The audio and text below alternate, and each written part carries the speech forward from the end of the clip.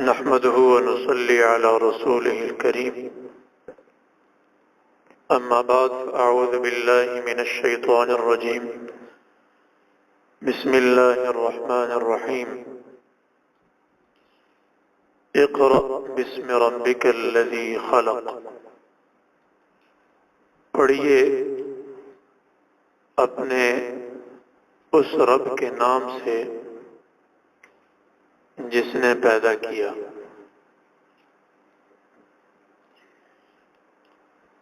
سورہ علق اس کے دو حصے ہیں، ایک حصہ پہلی 5 آیات پر مشتمل ہے اور دوسرا حصہ باقی 14 آیات پر مشتمل ہے۔ اس سورت کی پہلی 5 آیات ایسی آیتیں ہیں جو سب سے پہلے نازل ہونے والی ہیں، یعنی قرآن مجید کی سب سے پہلی آیات جو حضور صلی اللہ علیہ وسلم پر نازل ہوئیں وہ یہ پہلی 5 آیتیں ہیں۔ اس وقت آپ علیہ السلام کی عمر مبارک 40 سال تھی۔ ان آیتوں کے نزول سے پہلے جو حضور صلی اللہ علیہ وسلم کی کیفیات تھیں اور ان آیتوں کے نزول کا پس منظر ہے، وہ صحیحین میں حضرت عائشہ رضی اللہ عنہا اس طرح بیان فرماتی ہیں کہ سب سے پہلے رسول اللہ صلی اللہ علیہ وسلم پر وحی کا سلسلہ سچے خوابوں سے شروع ہوا،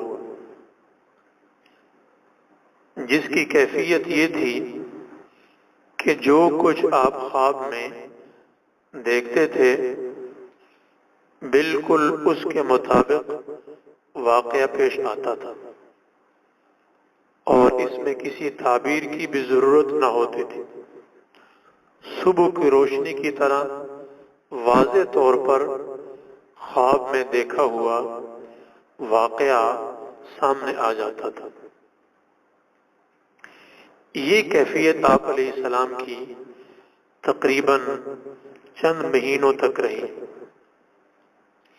اس کے بعد رسول اللہ صلی اللہ علیہ وسلم کو مخلوق سے یکسوئی اور خلوت میں عبادت کرنے کا دل میں شوق پیدا ہوا، جس کے لیے آپ علیہ السلام نے غار حرا کو منتخب فرمایا۔ حضور صلی اللہ علیہ وسلم غار حرا میں جا کر راتوں کو رہتے اور عبادت فرماتے تھے جب تک اہل و عیال کی خبر گیری کی ضرورت پیش نہ آتی۔ آپ علیہ السلام وہیں پر مقیم رہتے تھے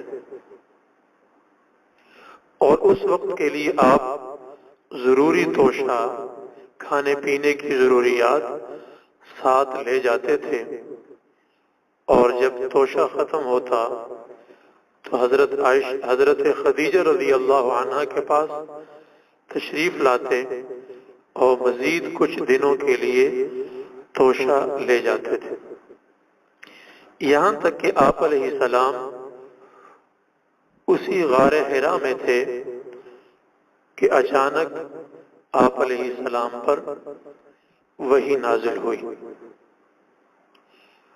حضور صلی اللہ علیہ وسلم کی عبادت اس وقت، چونکہ عبادت کا کوئی طریقہ آپ کو بتلایا نہیں گیا تھا، تو آپ کی عبادت محض مخلوقات سے علیحدگی اور اللہ تعالیٰ کی طرف خاص توجہ اور اس کا تفکر تھا۔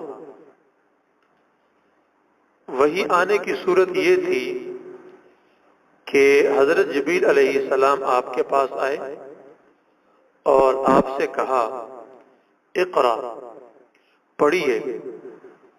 تو آپ نے فرمایا ما انا بقارئ، کہ میں پڑھنے والا نہیں ہوں۔ آپ نے فرمایا کہ حضرت جبریل علیہ السلام نے اس کے بعد مجھے اپنے آغوش میں لے کر اتنا دبایا کہ مجھے اس کی تکلیف محسوس ہونے لگی۔ اس کے بعد مجھے چھوڑ دیا اور پھر وہی بات فرمائی کہ اقرا، میں نے پھر وہی جواب دیا۔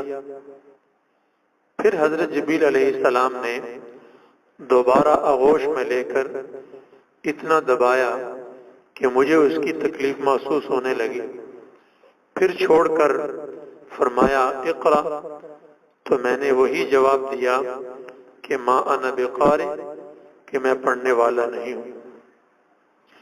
تو تیسری دفعہ پھر آغوش میں دبایا، پھر چھوڑ کر فرمایا اقرا بسم ربک الذی خلق خلق الانسان من علق اقرا وربک الاکرم الذی علم بالقلم علم الانسان ما لم یعلم۔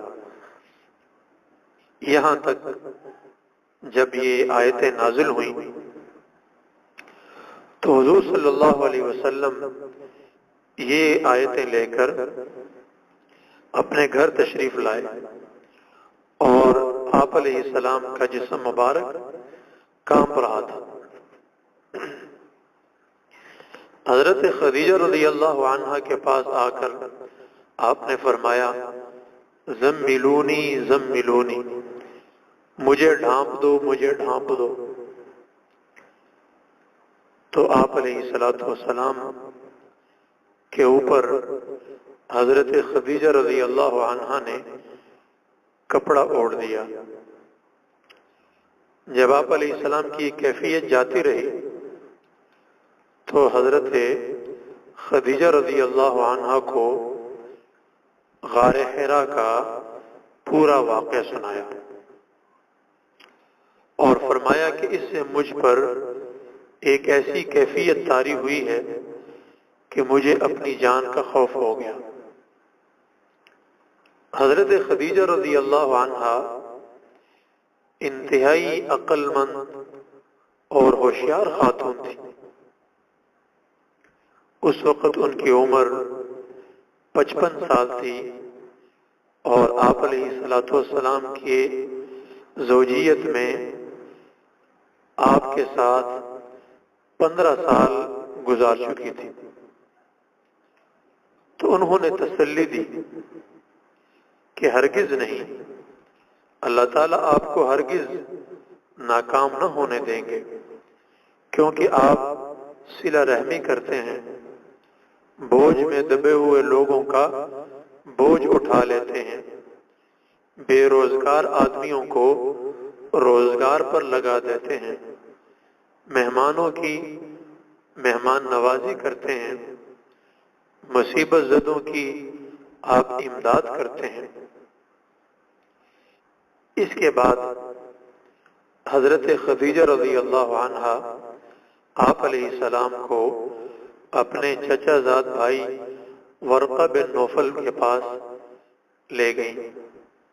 یہ ورقہ بن نوفل زمانہ جاہلیت میں بت پرستی سے توبہ کر چکے تھے اور عیسائی مذہب اختیار کر چکے تھے، کیونکہ اس وقت کا دین حق یہی دین تھا، یعنی عیسائیت۔ ورقہ بن نوفل لکھے پڑھے آدمی تھے، عبرانی زبان بھی جانتے تھے، عربی ان کو چونکہ مادری زبان تھی تو عربی پر بھی ان کو عبور تھا۔ وہ عبرانی زبان میں لکھتے بھی تھے، انجیل کو عربی زبان میں بھی لکھ لیتے تھے، لیکن وہ اس وقت بہت بوڑھے ہو چکے تھے اور بڑھاپے کی وجہ سے ان کی بینائی بھی جاتی رہی۔ حضرت خدیجہ رضی اللہ عنہا نے ان سے کہا کہ میرے چچا زاد بھائی، ذرا اپنے بھتیجے کی بات سنیے۔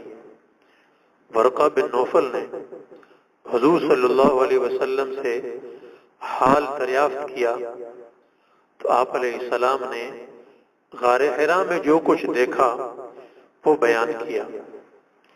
ورقہ بن نوفل نے سنتے ہی کہا کہ یہ وہی ناموس یعنی فرشتہ ہے جس کو اللہ تعالیٰ نے حضرت موسیٰ علیہ السلام پر اتارا تھا، اور پھر افسوس کا اظہار کیا، کہا کاش میں آپ کی نبوت کے زمانے میں قوی ہوتا، اور کاش میں اس وقت زندہ ہوتا جبکہ آپ کی قوم آپ کو وطن سے نکالے گی۔ رسول اللہ صلی اللہ علیہ وسلم نے تعجب سے پوچھا، کیا میری قوم مجھے نکال دے گی؟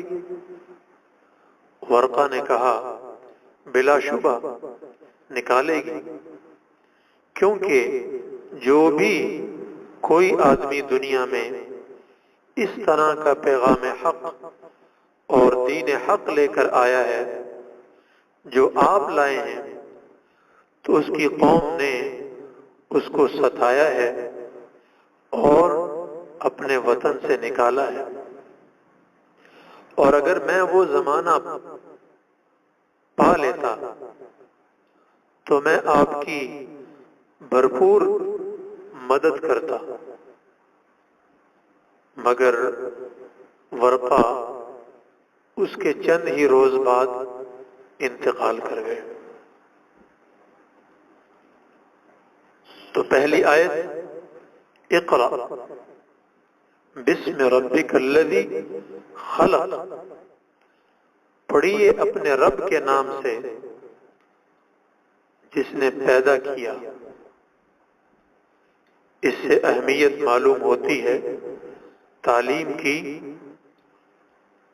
کہ اسلام میں تعلیم کتنی اہم چیز ہے کہ سب سے پہلے وہی اس کی ابتدائی تعلیم سے ہو رہی ہے، لیکن ایسی تعلیم جو اسم ربک سے خالی ہو، یعنی یہاں یہ نہیں فرمایا کہ پڑھیے جو مرضی پڑھیے اور جیسے مرضی پڑھیے، بلکہ فرمایا کہ پڑھنا ہے اپنے رب کے نام کو ساتھ لے کر پڑھنا ہے۔ اور ہمارے سامنے اس وقت دنیا کی تحقیقات، دنیا کی ایجادات جن سے تخریب کاری پیدا ہو رہی، بجائے آبادی کی بربادی آ رہی، اور بجائے تعمیر کے تخریب پیدا ہو رہی، اس کی اولین اور بنیادی وجہ یہ ہے کہ پڑھا تو گیا، تحقیق ہوئی، ایجادات ہوئیں، ہتھیار بنائے گئے، لیکن بسم رب کا ساتھ نہیں تھا۔ تو جب تک بسم رب کا یعنی اللہ کا نام تعلیمی نظام میں نہیں ہوگا، اس وقت تک تعلیم بھی بجائے تعمیر کے تخریب پیدا کرے گی اور بجائے آبادی کے بربادی دنیا میں لائے گی۔ اس رب کے نام سے جس نے پیدا کیا، پیدا کس کو کیا؟ تو یہاں جس چیز کو پیدا کیا ہے اس کا ذکر نہیں ہے، تو اشارہ عموم کی طرف ہے کہ ساری ہی کائنات اس کی مخلوق۔ خلق الانسان من علق، پیدا کیا انسان کو جمے ہوئے خون سے۔ انسان کا ذکر خاص طور پر یہاں پر کیا گیا، وجہ یہ ہے کہ نبوت اور رسالت اور قرآن کے نازل کرنے کا مقصد اور اللہ تعالیٰ کے احکام کی تنفیذ اور اس کے اوپر عمل کرنا وہ انسان ہی کے ساتھ مخصوص ہے۔ انسان کو پیدا کیا علق سے، علق کا معنی ہوتا ہے جمع ہوا خون۔ انسان کی تخلیق پر مختلف دور گزرے ہیں۔ اس کی ابتدائی دور مٹی سے ہے، عناصر سے ہے، پھر نطفہ سے ہے، پھر علقہ ہے، یعنی درمیانی کیفیت علقہ ہے جو منجمد خون کو کہا جاتا ہے۔ پھر علقہ کے بعد مضغہ ہے، مضغہ کا مطلب گوشت ہوتا ہے، اور پھر اس کے بعد ہڈیاں ہیں، اور اس کے بعد روح کا پھونکا جانا ہے۔ اقرا، دوبارہ فرمایا کہ پڑھیے، وَرَبُّكَ الْأَكْرَمُ، آپ کا رب بہت کریم ہے۔ یہاں اکرم صفت لانے سے یہ اشارہ ہے کہ اس کائنات کو پیدا کرنا اور پھر انسان کو پیدا کرنا، اس میں اللہ تعالیٰ کی اپنی کوئی غرض، اپنا کوئی مفاد اور نفع شامل نہیں ہے، بلکہ یہ سب پیدائش اللہ تعالیٰ نے اپنے کرم سے فرمائی ہے کہ بے مانگے کائنات کو وجود کی نعمت عظمی عطا فرمائی۔ الذی علم بالقلم، جس نے تعلیم دی ہے قلم کے ذریعے،